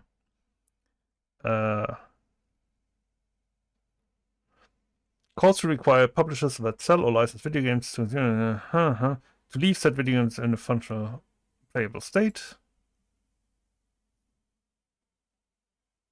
Specifically, the initiative seeks to prevent the remote disabling of video games by the publishers before providing reasonable means to continue functioning of said video games without the involvement from the side of the publisher. Reasonable means. That's the point. So, yes, the initial objective is very broad, but they do specify the initiative seeks to prevent the remote disabling of video games by the publishers before providing reasonable means to continue functioning of said video game. Reasonable means reasonable to the player, but also reasonable to the publisher. That's the point. And allowing you to think about this beforehand. Like, this won't be signed into law anytime soon. Even if the EU makes a, not a declaration, makes a decision on this, and I can't remember what it was called. They have a very specific term, a resolution. Even if they formulate a resolution that this needs to be signed into law for all EU member states, that's all they can do. They will then have a resolution that they will hand out to all the EU member states, where there will be discussions on how to implement that resolution. So this is not a one-step process. This is not even a two-step process. This is at least a 5-step process. The initiative, there will be public debate during that. The Commission, again, there will be public debate during that, involving the submitter and all of the lobbyists. There will be a public debate with the Parliament. Then we will have a resolution that will go to the individual countries, and those countries will then again have a debate about this, and will sign that into law at some point. So, yeah, there's a lot to be done. All right, let's continue. Now, what happens if that game is a online-only live service game? Well, if you want that to stay in a functional playable state, that means the devs have to release either server binaries or somehow carve off the game to be a single player experience now. Some way to keep it functional and playable, right? Now, many of you are requesting, yes, I should get the server binaries so that I can go and make private servers for this. But I mean, that is an option if the developer's okay with that. that doesn't make a lot of sense in the real world. And the reason why is because it leaves developers open to abuse. So let's explore that a little bit. Let's say that you made your own video game and you made a live service game. Maybe it's an MMO, maybe it's something else, right? And let's say that I want to monetize that game, but you don't allow monetization of the game by any other party. This makes sense because most creators don't allow for that.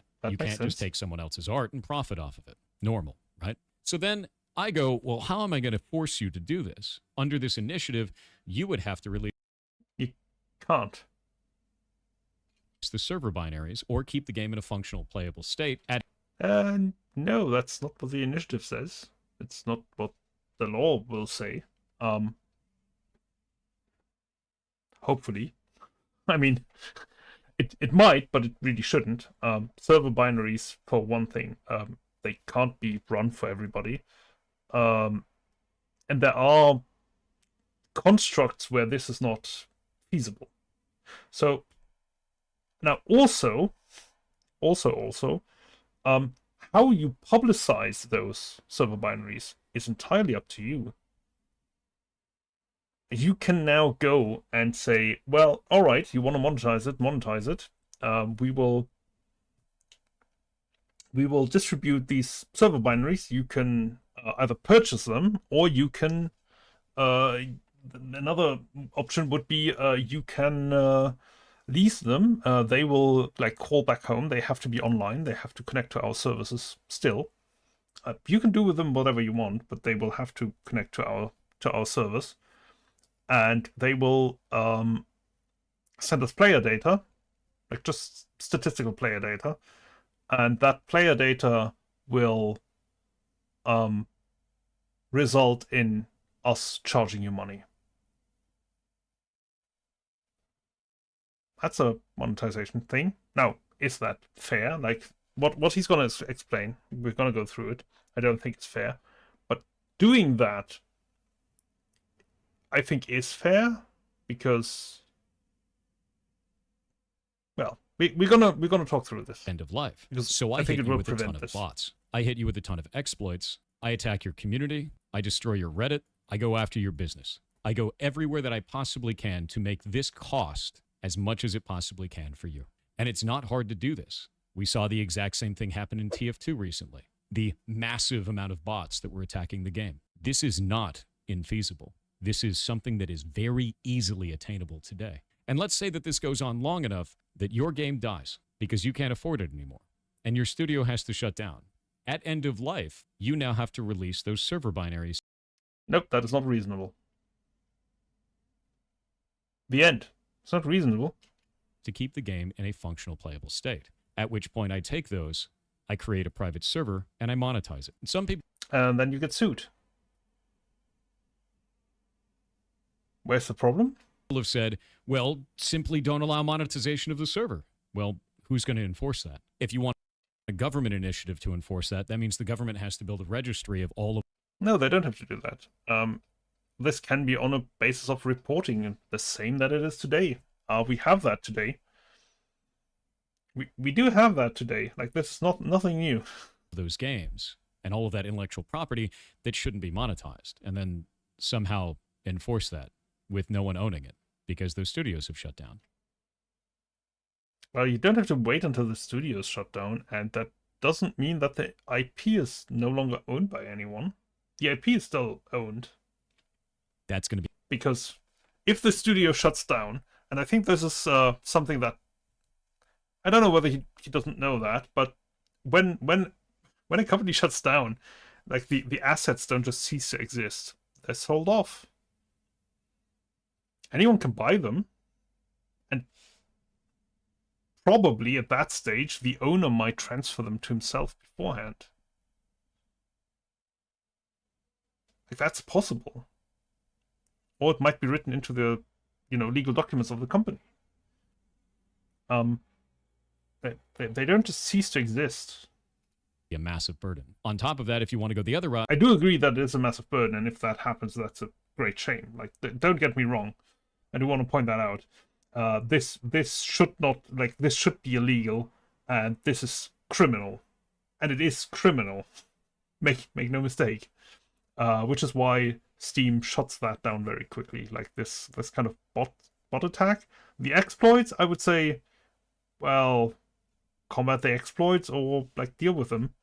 The community, a bit more problematic, but the bots, yeah, Steam will shut that down very quickly. say the company has to go and control it. Well, what if the company's not around anymore? Is that just able to be monetized now? Again, this was obtained through abuse of. It's called abandonware. So, yeah, generally that is allowed to be monetized. Yes. Now, yes, how the company was lost and got screwed over. Creator. I don't think that's a agree. good route. And this scenario gets even worse if you do allow monetization. Because now I can just kill off your company and then monetize the server and no one will ever come after me. Now it's even more of a problem. Well, if you do allow monetization, then why would you kill off the company?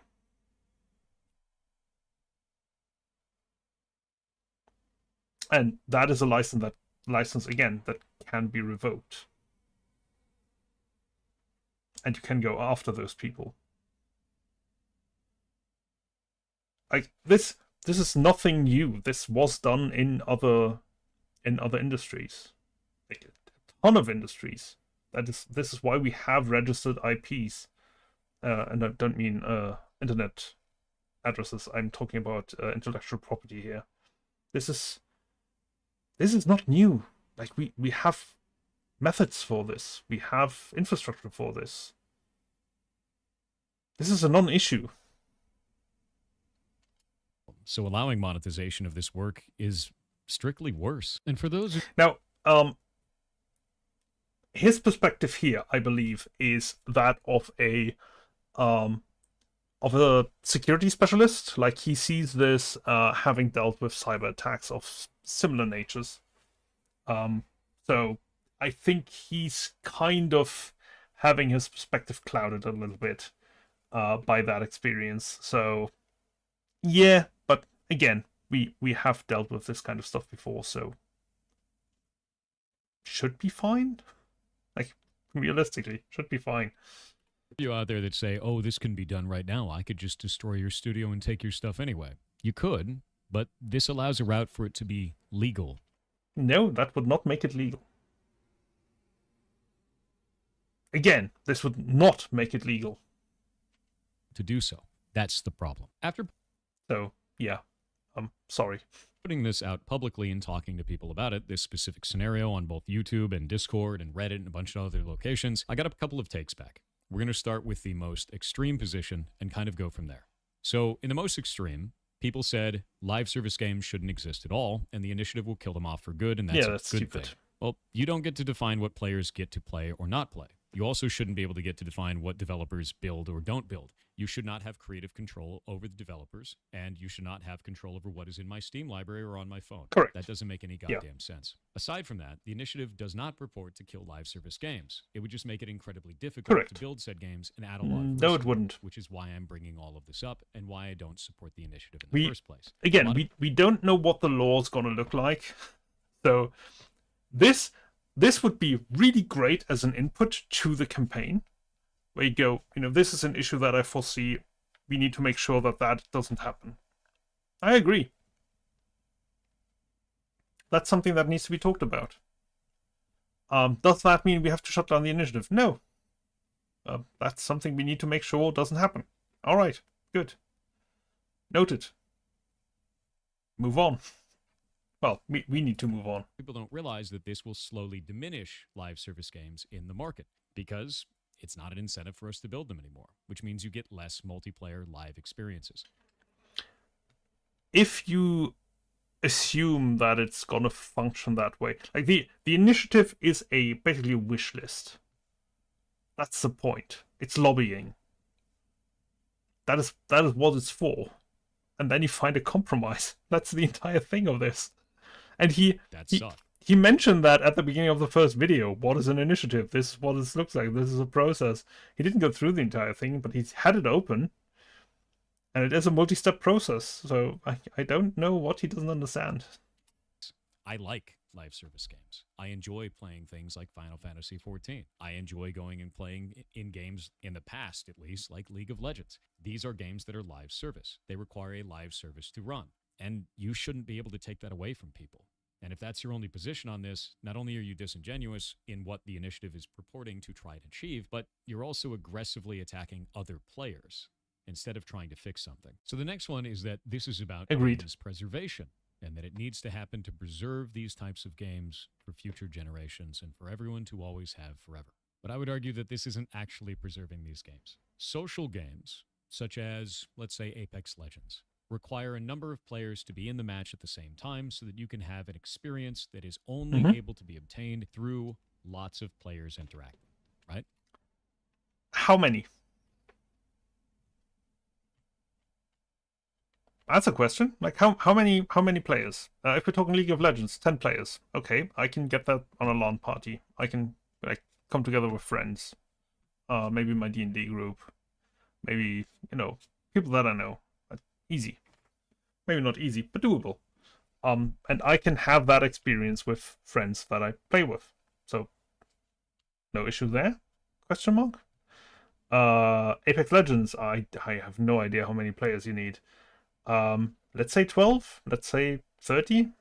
All right, a little bit more difficult to, get a group together, but with the right design of the service, that is not a problem. I mean, look at DayZ. Very popular game. And I do mean the initial one, like the mod for Arma. That had a live server search. Yeah, it was still client-server based. That is certainly something that needs to be changed. You could do that through peer-to-peer. We know that can be done through peer-to-peer. And putting the tracker up somewhere doesn't really cost much. Well, doesn't cost anything. Like, most of this stuff can be freely exchanged. Yeah, there are options for this. There are technical solutions to this. I don't see the issue for that. Again, there are some things that we need to prevent, but the way that things look right now, they primarily look because companies are greedy and don't like good monetization models, despite them giving them more money. No comment. All right, let's continue. It's a multiplayer game. You need a bunch of people. How many of you have felt negatively when an MMO dies? Or when a live service game dies? Oh, dead game. There's only 5 people online. Why would I play that? So why would you want to preserve a game in that state? That doesn't make any sense to me. You want to take down these live service games, put them up on a private server, and then play it with a couple of people. You're not bringing it back at its height. You're not taking a snapshot of what the game actually is. You're making it limp on in a way that doesn't make any sense. That's not preservation. And for those that may stop there and go, but private servers going to have a lot of players. Look at all the ones for World of Warcraft. Again, we talked about that. It opens up a route for abuse of the developers. So that is not a solution. And the last thing I got from this is, it's the most reasonable to me. This is an initiative. It's not a law. Why are you upset? Just wait. I'm not going to wait. And the reason I'm not going to wait is because I see the start of this conversation not making sense. It's not including the actual developer side of the conversation. It's not showing... Well, whose fault is that? Like, you're saying, I'm not going to talk to you. This needs to die. You are the developer side of the conversation, and you refuse to participate. If this is on you, I'm sorry. This is entirely on you. And as you said, the rest of the developers can't participate because they are hired by giant corporations that will fire them if they do. Well, whose fault is that then? That's the gaming industry. That's the game developers. It's not our fault. So are we now not allowed to discuss customer protections because the industry is too self-centered? That's not how that works. So yeah, sorry, no. Again. the trials and problems that this could arise inside of the gaming I can see why he holds that position, but he's the problem here, and he's unwilling to be part of the solution. So yeah, no sympathy from me. side of the conversation. It's not showing the trials and problems that this could arise inside of the gaming industry for people who are actually making the games you play. I don't have any reason to be quiet about that. And many other developers aren't going to be able to speak on this. As I explained before, it's really easy to lose your job if you're working at a major studio and try to speak out of turn on. That's why you have lobbyists. They will talk about this. And this is going towards the monetization of these games. So the gaming industry will reply to that. In fact, by now, they already have. Shh, don't tell them. Something like this, especially with something people are so passionate about. Doesn't make any sense to stay quiet. And it also doesn't make any sense to wait until it's in a different form when I see that it has so many problems with the language as it is currently written. I should be able to be talking about this. In fact, I should be talking about this. I am a content creator specifically that is a game developer that has worked in this industry for 20 years. This is my wheelhouse. This is what I do. So for those who are calling for me to just be silent and sit in the corner, no. With all of that being said, I do think there's a consumer protection thing that we can fix here. It's just not really what the initiative is about.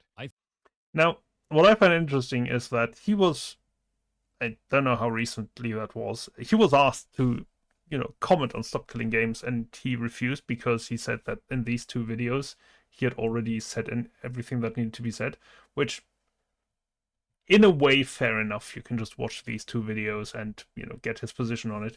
But that means he's refusing the dialogue. Because this isn't a dialogue, this is a monologue, obviously, it's a video. He's also refused to look at the comments for most of this. He's heavily moderating this, as he said himself. Now,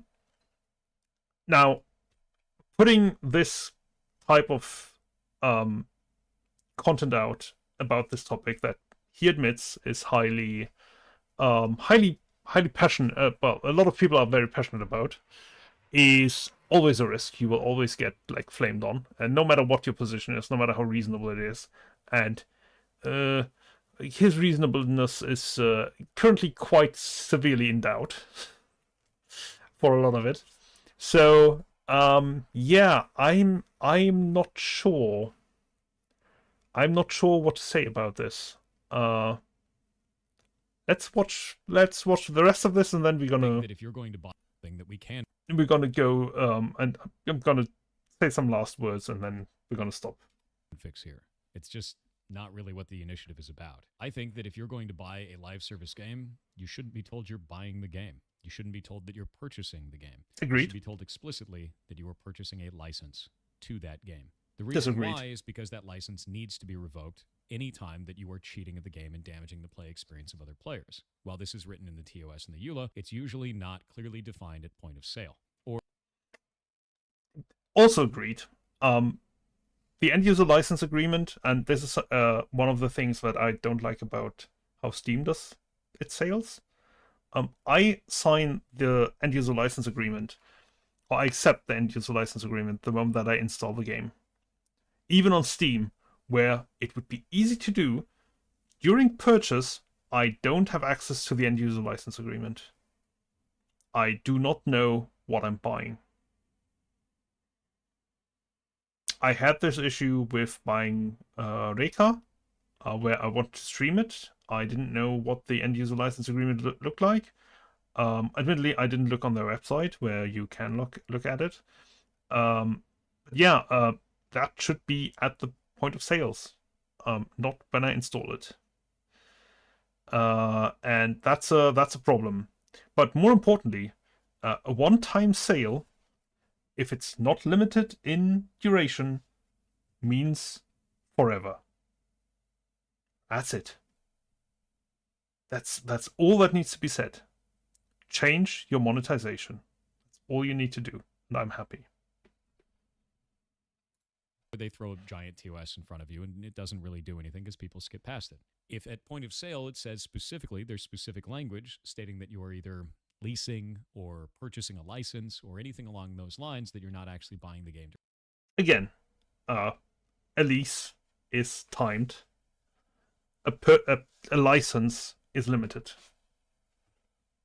I need to know what those limits are. And it can't be, I can shut the server down whenever I want, or I can ban you whenever I want, or when you cheat, or do whatever. Because what constitutes cheating will not be written there, even in the license. Correctly, I think it would go a long way to informing consumers of what they're doing and protect them from some of these business practices that they didn't realize they were engaging in. That makes a lot more sense to me than force all developers to leave the game in a functional, playable state. And that's about it. That's all I really wanted to talk about with this. I hope that's clarified some things for some of you and some of the dangers that this can cause as it is currently written. If you're still mad about this, not much I can do about it. Outside of that, I'm going to be gone for the next 4 days, so if you expect me to respond or anything like that and you think I'm ducking the issue or hiding in some way, I'm not. Yeah, I did bring this up earlier, but this is one of the things where I would have to agree that if this is set up in a similar fashion, like with similarly imprecise language, that could be a problem. If we run into something like this, in this case, that would be catastrophic. So this needs to be pointed out, and him going, no, we have to shut down this initiative because no one pointed this out yet. Well, you did. You did point it out. Yeah. Would love to have you as part of the conversation, but if you go, this shouldn't exist, then, you know, kind of a bit of a problem. And if you go, I don't want to engage with this, I mean, if this comes to pass now, and you've refused in the way that you have now refused to engage in this, you're not doing anyone any favors.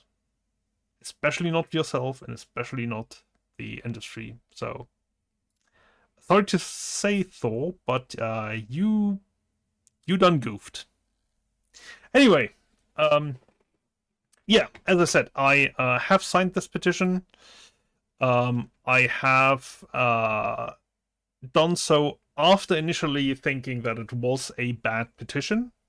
I didn't realize that we had this European Citizens Initiative thing. Good that we do. It will help with public engagement in politics, I believe. I do believe that. And having open conversations and this type of open letter approach is not the worst idea. So long as everybody can participate and can bring forth their issues. And shutting this type of stuff down the way he has, I think it's not the way to go. Bring forth the issues? Sure. Talking about technical limitations, about legal limitations, all of that is very important. Pointing out which current practices will be affected by this, like the way that licenses work, yes, they will have to change. The way that client-server design works, oh yeah, that's one of the things that I wanted to bring up. There will be solutions for this. Here's an example. And this is something that actually might break in the way that this might be worded. So let's say that you want to develop a game, but you don't want to develop the client-server infrastructure. So you buy that. You buy that as a library. Well, if you don't buy that, you license that, as you normally would. And you sign a particular license, and whatever that license looks like, whether it's limited on time or whatever. Now that if that law passes and you then have to provide that to the public, like you have to provide a server to the public in any way, shape, or form. Let's say that's the case. What would keep the people discussing the initial licensing of the client-server library to write the license in a way that allows either party, doesn't matter which, that can be, in the specifics of the license, to then publish a package that doesn't include the library, and basically agreeing between the two that the server can be licensed to individuals in a certain way. Would that be a problem?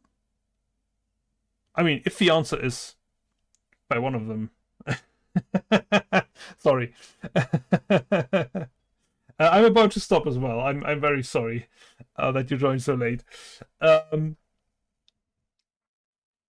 Yeah, I was just going through the 2 videos by Pirate Software. I wanted to go through the giant FAQ as well, but sorry, I didn't get to it. Yeah. Well, the problem with the pricing is for live service games, if it is something where you need to maintain infrastructure in any way, shape, or form, you need to make sure that that is paid for. And fixed price games don't do that. You will run into issues with how you develop those games and what you do in those games as a developer. And getting a fixed income through like monthly, weekly, yearly payments is probably the best way to go about it. I think for games, smartphone 99 is broken. A lot of people very concerned pricing down. That's the opportunity to make money on these older games is still there. Finds pricing sweet spot that pushes them into post purchase. Yeah.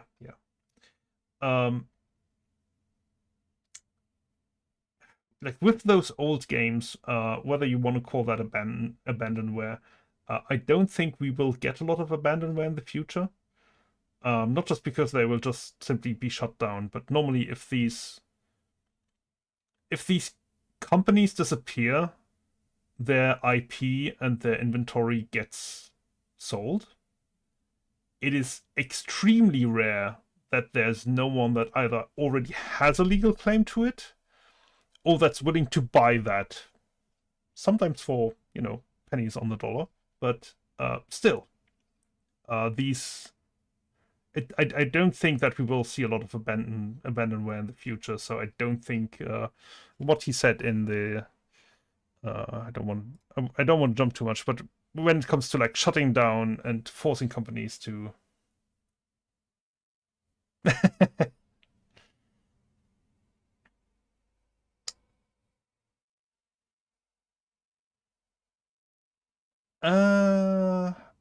Thor did say the opposite, admittedly, and I do agree that piracy is more of a pricing problem than a service problem.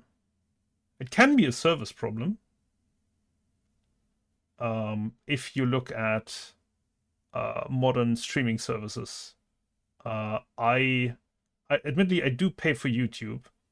I don't pay for anything else at this. Well, I do pay for Amazon, but that's because I purchase a lot of stuff from Amazon. I have not watched anything on Amazon in a year or so. So that's a service problem because they are distributed in a way that doesn't make sense. But it's also a pricing problem. Like if all of them cost like $1 a month, I wouldn't care. I would have them all. So it's a bit of both, I suppose. I mean, there was a time when piracy was almost exclusively a service problem. I agree. I don't think 2011 was that time. But yeah. Anyway. Yeah, there are some. I'm gonna go through the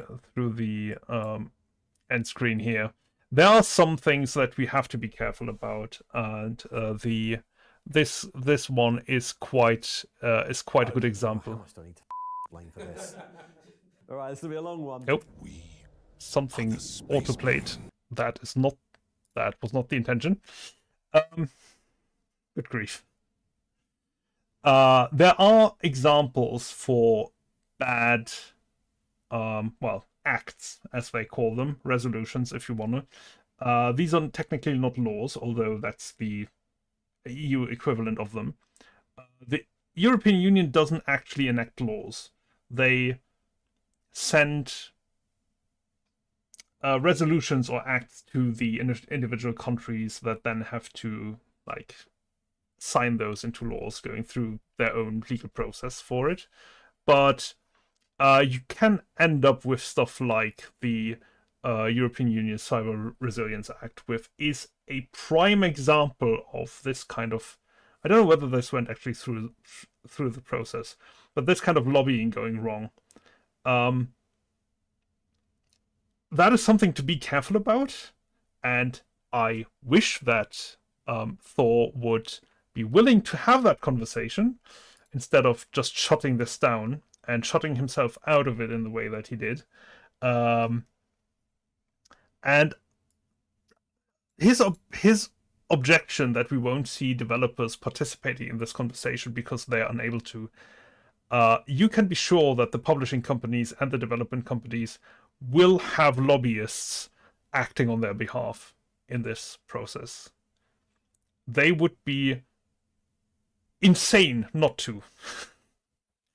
Does that mean that, yes, everybody will now go on and lobby, and will that be a nice thing? Will that be a good thing?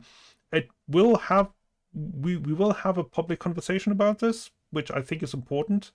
I think it's good that if we could get more people involved in, discussing this in a civilized manner. I don't think that the internet is the right place for that.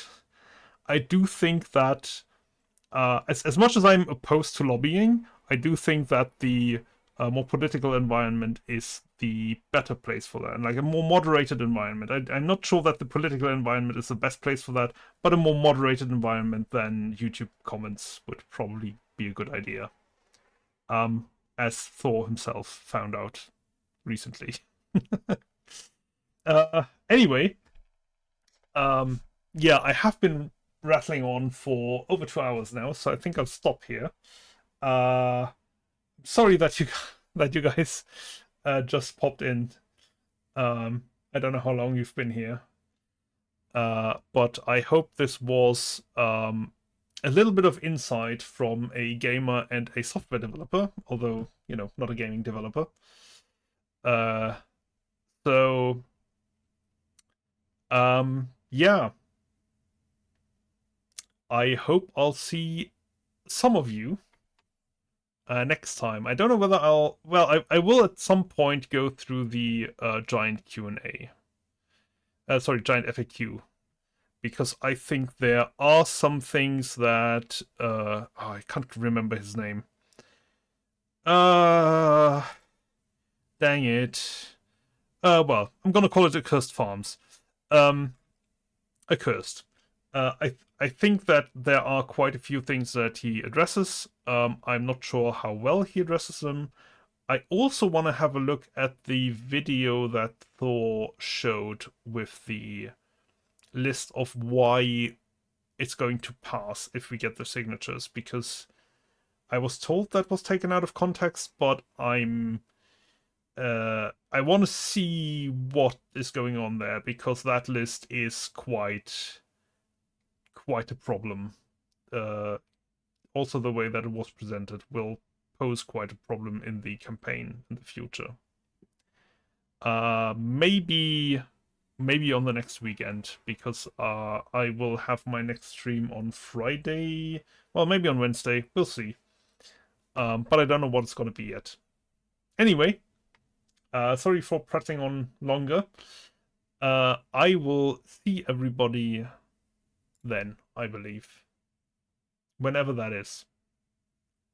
Yeah, if you found this interesting, entertaining, or anything in between, I would love if you could subscribe or follow. I guess for you guys it would be follow on Twitch. And I hope I see well, maybe one or two of you next time. Until then, bye-bye.